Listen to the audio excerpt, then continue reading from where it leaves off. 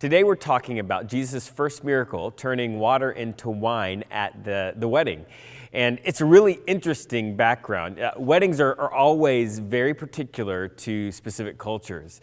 And the weddings and the celebrations that followed in the first century for Jewish people were intense. People would come from all over to come to the wedding. And it was so difficult to travel, and actually rather dangerous to travel if you were traveling any distance, that these things didn't happen very often. You didn't see people that lived far away very often. And so a wedding was a unique occasion. And so the ceremony itself was just kind of a blip on the screen of the overall wedding celebration.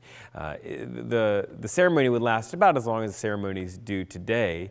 And after this blessing ceremony where they blessed this couple, there was the reception. And it didn't just last all night.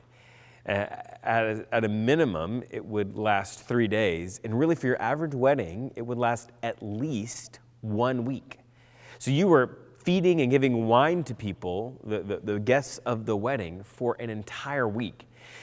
To say that was expensive is a great understatement. And so there was a cultural way that they dealt with that. If you were the average person getting an invitation to a wedding, you would, now I'm not family members and those kind of people, but just kind of the average wedding attender, you would be expected to look at the length of the celebration and calculate how much it would cost a person to give food and drink to your family for that amount of time. And the kind of standard was that everyone should be able to eat their fill and drink their fill and be satisfied when they left.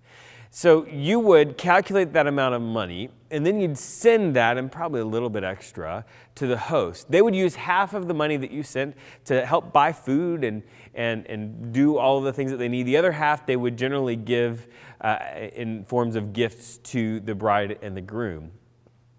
And then you would come to the wedding. And you would expect to eat well and to drink well and to have an incredible time for an entire week. The only people that were not expected to send money in were the poor. And so unless you had a very poor family member, the poor generally weren't invited to these sorts of situations because they were so incredibly expensive.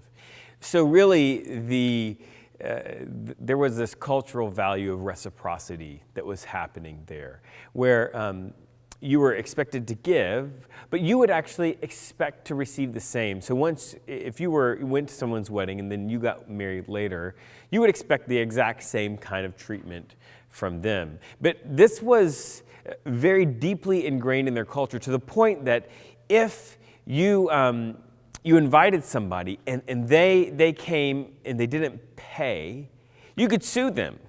And on the other side of the thing, if people showed up and you didn't have enough food, if they gave you the money, they could sue you.